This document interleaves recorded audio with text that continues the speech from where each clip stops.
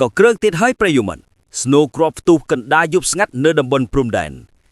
ចំណែកឯឧបនាយករដ្ឋមន្ត្រីថៃវាស្គរបំណងយកជ័យជំនះតែបែរជាដំបងហោះមកវីមុខខ្លួនឯងឡើងងងឹតសូនឈឹងតើនេះជាប្រភ្នូលអាក្រក់មែនទេរីឯនៅកម្ពុជាយើងវិញចៅថ្លើមធំហ៊ានចូលប្លន់ទូមៀតទាំងកណ្ដាលថ្ងៃត្រង់នៅកណ្ដាលក្រុងសៀមរាបតែត្រូវអាវុធហត្ថគ្របជាប់ភ្លាមសួស្តីពុកម៉ែបងប្អូននិងប្រិយមិត្តទាំងអស់គ្នាសូមស្វាគមន៍មកកាន់ Channel PH707 ថ្ងៃនេះខ្ញុំមានរឿងរ៉ាវក្តៅៗនិងការវិភាគស៊ីជម្រៅជាច្រើនដែលបងប្អូនមិនគួររំលងតើមានរឿងអ្វីខ្លះនៅពីក្រោយព្រឹត្តិការណ៍ទាំងនេះសូមតាមដានទស្សនាជាមួយខ្ញុំបាទនាងខ្ញុំដូចតទៅបងប្អូនប្រិយមិត្តស្ថានភាពនៅតាមព្រំដែនគឺវាមិនទាន់ស្ងាត់ហើយក៏មិនទាន់ស្ងៀមនោះដែរកាលពីយប់មិញនេះម៉ោង 8:00 នាទីយប់លន់លឺ Snow ផ្ទុះមួយគ្រាប់យ៉ាងកក្រើកស្ងាត់បាំងជាង1ម៉ោងចូលដល់ម៉ោង 9:17 នាទីយប់លន់ Snow មួយគ្រាប់ទៀត Snow ផ្ទុះនេះគឺលឺជាងពីខាងទឹកដីរបស់គេភាគីថៃដោយឡែកសម្រាប់ខាងយើងវិញគឺមិនមានបញ្ហាអ្វីនោះទេ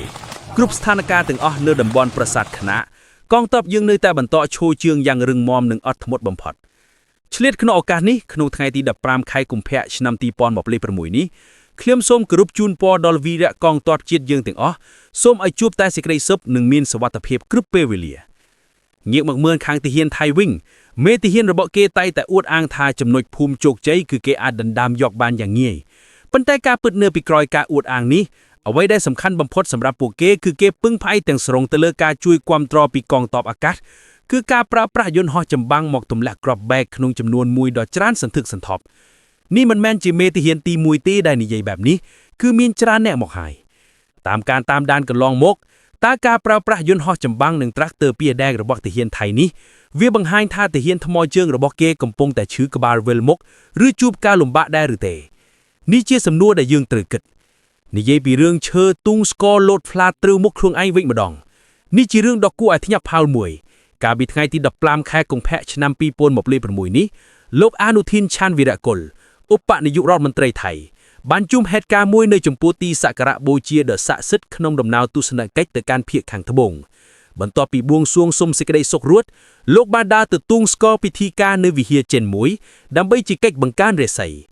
ប៉ុន្តែពេលកំពុងទូងស្គរនោះស្រាប់តែដំបងឈើដែលគាត់កាន់វាយនោះបានលោតផ្លាតត្រឡប់មកក្រោយវិញវាយចំផ្ទៃមុខរបស់គាត់ពេញទំហឹងធ្វើឲ្យគាត់ស្ទើរតែងងឹតមុខសូនឈឹង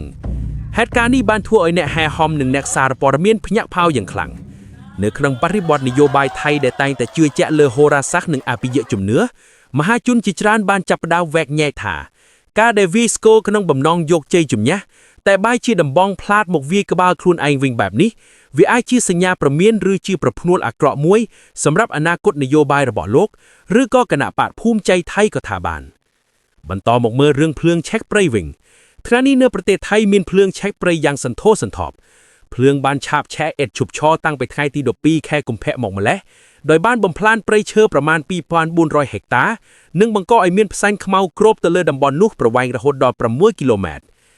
ឆេះនៅស្រុកខ្លួនឯងសោះតែបែរជាមកចោលប្រកាន់កម្ពុជាទៅវិញពិតជាមិនចេះខ្មាស់អៀនមែនឥឡូវនេះខ្ញុំសូមលើកយករឿងសំខាន់មួយមកវិភាគពុកម៉ែបងប្អូនធ្លាប់បានគិតទេថាអ្នកប្រឆាំងជួយសៀម 6 ដងបងប្អូនប្រជាពលរដ្ឋយើងខ្លះច័ន្ទបោកគេ 3 ដងចំណែកឯរាជរដ្ឋាភិបាលខំប្រឹងទប់ទល់ 5 ដងតើមានអ្វីខ្លះទៅចំណុចនេះបងប្អូនប្រហែលជាមិនសូវបានចាប់អារម្មណ៍សូមបងប្អូនយល់ថាការរុះរឿនឬការស្លាប់របស់ជាតិគឺវាពាក់ព័ន្ធយ៉ាងខ្លាំងទៅនឹងឯកភាពជាតិចំណុចខ្សោយរបស់ជនជាតិយើងមួយចំនួនគឺចិត្តស្មោះត្រង់ពេកឆាប់ជឿគេពេកនិងចិត្តក្តៅចង់បានលទ្ធផលលឿនពេក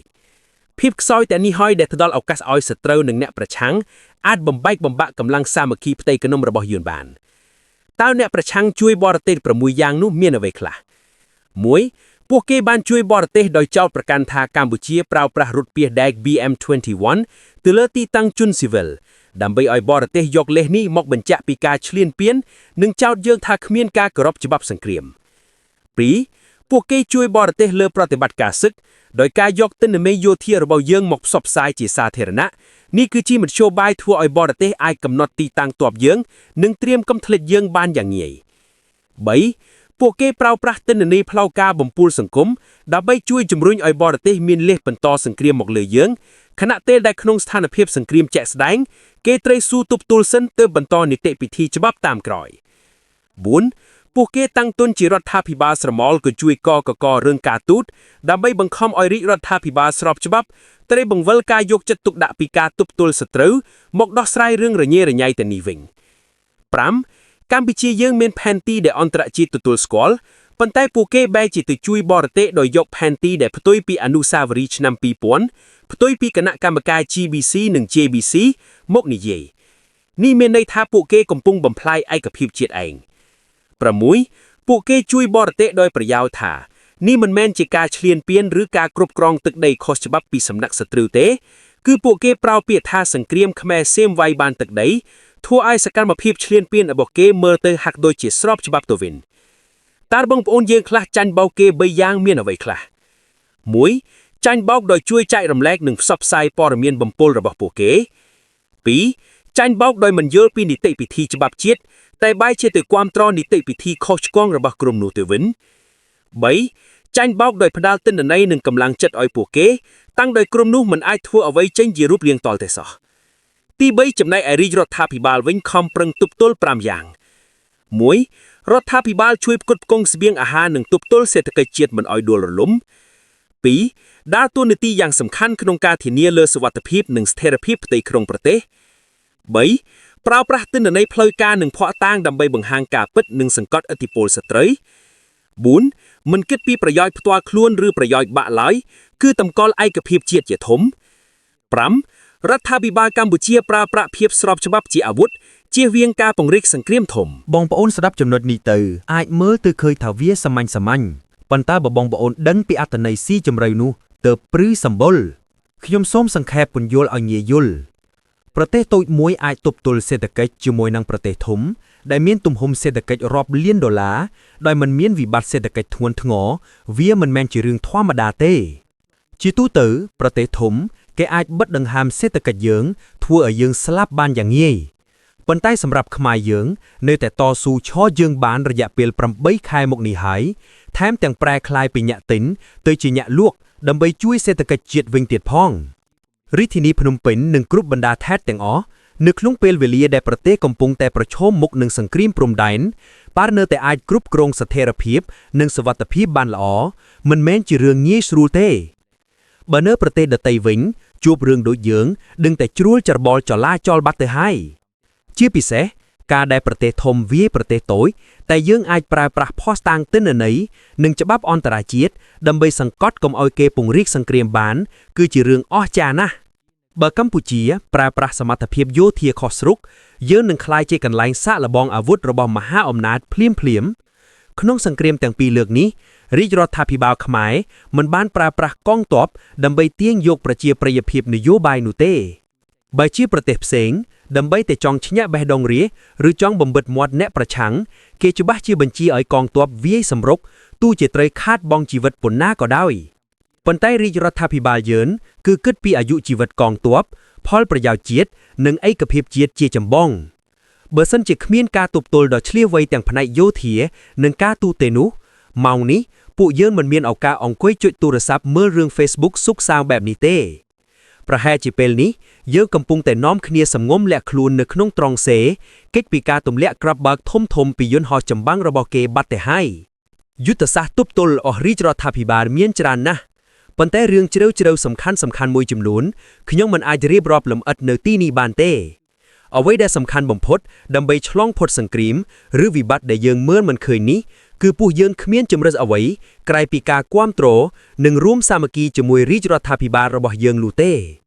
ងាកមកចាប់អារម្មណ៍ព័ត៌មានក្តៅទៅក្នុងស្រុកយើងវិញម្ដង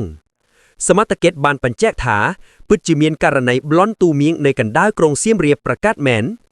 ជនសង្ស័យដែលហ៊ានធ្វើសកម្មភាពប្លន់ទូមៀងនៅក្នុងផ្សារទាំងកណ្ដាលថ្ងៃត្រង់នោះត្រូវបានកងរាជអាវុធហត្ថខេត្តសៀមរាបឃាត់ខ្លួនបានភ្លាមតែម្ដងហេតុការណ៍នេះបានកើតឡើងនៅវេលាប្រមាណម៉ោង 2:52 នាទីរសៀលថ្ងៃទី15ខែកុម្ភៈឆ្នាំ2026នេះហើយដែលជាករណីវាយទូលោកមៀកដើម្បីប្លន់យកគ្រឿងអលង្ការស្ថិតនៅក្នុងផ្សារលើធំថ្មីភូមិដកពោសង្កាត់ស្លាក្រាមក្រុងសៀមរាបករណីនេះបានបង្កឲ្យមានការភ្ញាក់ផ្អើលយ៉ាងខ្លាំងព្រោះមិនសូវដែលធ្លាប់មាននរណាហ៊ានធ្វើសកម្មភាពកណ្ដាលថ្មីចែបែបនេះពីមុនមកទេភ្លាមនោះ ប្រជាពលរដ្ឋដែលបានឃើញហេតុការណ៍បានរាយការណ៍បន្តទៅកាន់លេខទូរស័ព្ទ hotline